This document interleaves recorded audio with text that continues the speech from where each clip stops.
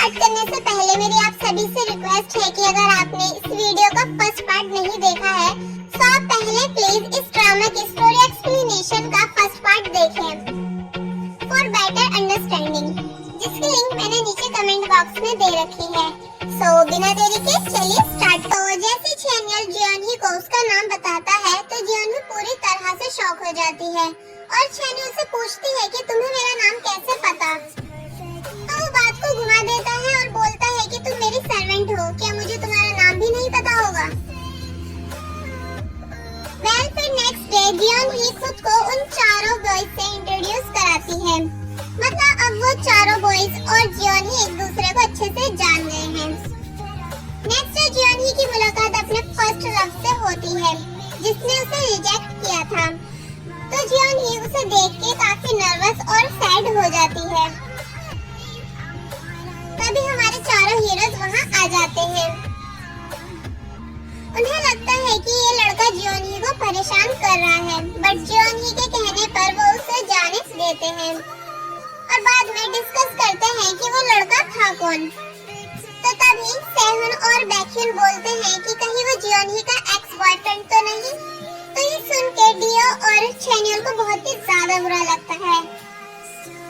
वहीं next scene में deo अपनी रिहर्सल प्रैक्टिस के लिए जियोनही से कुछ डायलॉग बोलने के लिए कहता है, बट डियो को इतने क्लोज से देख के जियोनही के चिक्स रेड हो जाते हैं और वो वहाँ से भाग जाती है। वहीं दूसरी तरफ चैनियल भी बस पूरे दिन जियोनही को ही नोटिस करता रहता है। तो इन दोनों के इस चेंज बिहेवियर से बाकी के दोनों बॉयज को पता चल जाता है कि डियो और चैनियल जियोनही को लाइक करने लगे हैं। नेक्स्ट डे जियोनही का भाई सेहुन को बताता है कि मेरी बहन तुम्हारे ग्रुप के किसी एक मेंबर को बहुत ही ज्यादा लाइक करती है। तो सेहुन ये बात बाकी के तीनों बॉयज को आके बताता है और बोलता है कि आखिर वो कौन है जिसे जियोनही सबसे ज्यादा लाइक करती है। एंड तभी वो बोलता है कि कहीं वो काई तो नहीं, क्योंकि काई ग्रुप का काफी ज्यादा फेमस मेंबर है। और बस तभी घर में एंट्री हो जाती है काई की। एंड देन नेक्स्ट सीन में हमें एक्सो के सभी मेंबर्स को दिखाया जाता है। एक्चुअली ये सब फोटोशूट के लिए एक साथ आए हैं और फिर उन सभी का फोटोशूट स्टार्ट होता है।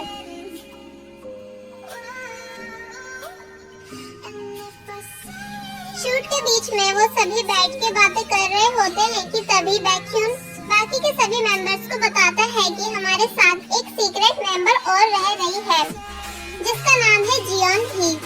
तो बाकी के सारे मेंबर्स जियोनही से मिलने की जिद करते हैं। तो सबके इतना फोर्स करने पर चैनियल जियोनही को स्टूडियो में बुला लेता है जहां वो बाकी के सभी मेंबर्स से मिलती है और उन सभी मेंबर्स से मिलने के बाद बहुत ही ज्यादा हैप्पी हो जाती है।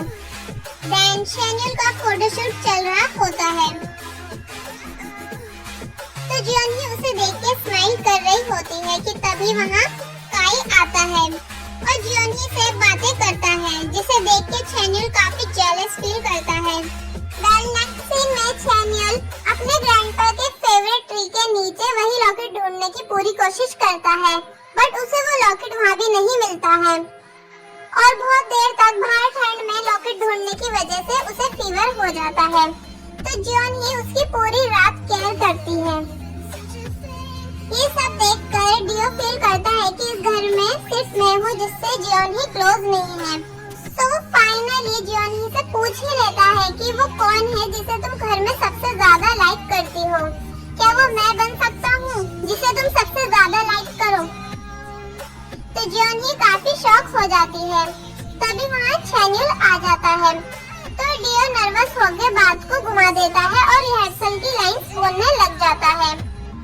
चैनियल जियोनही को घर जाने को बोलता है और अपने रूम में बैठ के अपनी चाइल्डहुड मेमोरीज याद करता है कि एक छोटी बच्ची रो रही होती है क्योंकि कुछ बच्चे उससे उसका टेडी बियर ले लेते हैं। तो चैनियल उसकी हेल्प करता है टेडी बियर वापस लाने में और वो छोटी बच्ची और कोई नहीं जियोनही ही है। मतलब ये दोनों चाइल्डहुड फ्रेंड हैं, बट ये बात अभी जियोनही को पता नहीं होती है। नेक्स्ट सीन में चैनियल को पता चलता है कि सुहो अपने लेग की चोट को लेकर बहुत ही ज्यादा डिप्रेस स्ट्रेस में है। तो चैनियल सूहो के लिए वरीड होके फिर से पागलों की तरह पूरे घर में लॉकेट ढूंढने लग जाता है। बट तभी चैनियल को अपने ग्रैंडपा का एक सीक्रेट रूम मिलता है। कोइंसिडेंटली जॉनी भी उस रूम को खुला देख अंदर घुस जाती है और बस रूम का डोर लॉक हो जाता है। तो चैनियल जॉनी पे काफी गुस्सा करता है और फिर बातों बातों में जॉनी से फिर से वही क्वेश्चंस करता है और बोलता है कि कम से कम सोचने की कोशिश तो करो, मैं तुम्हें काफी सारी हिंट्स दे चुका हूँ। बट जॉनी फिर भी कुछ नहीं समझ पाती है। तो चैनियल पूरी तरह इरिटेट होकर उसे बता ही देता है कि मैं चैन हूँ, तुम्हारे बचपन का दोस्त, इस घर के ऑनर का ग्रैंडसन। सच सुन के जॉनी पूरी तरह शॉक हो जाती है। उसे बिलीव ही नहीं आ रहा होता है कि एक्सो ग्रुप का मेंबर मेरे बचपन का दोस्त है। तो फिर वो दोनों बैठ के बचपन की बहुत सारी बातें करते हैं और साथ में काफी खुश भी होते हैं।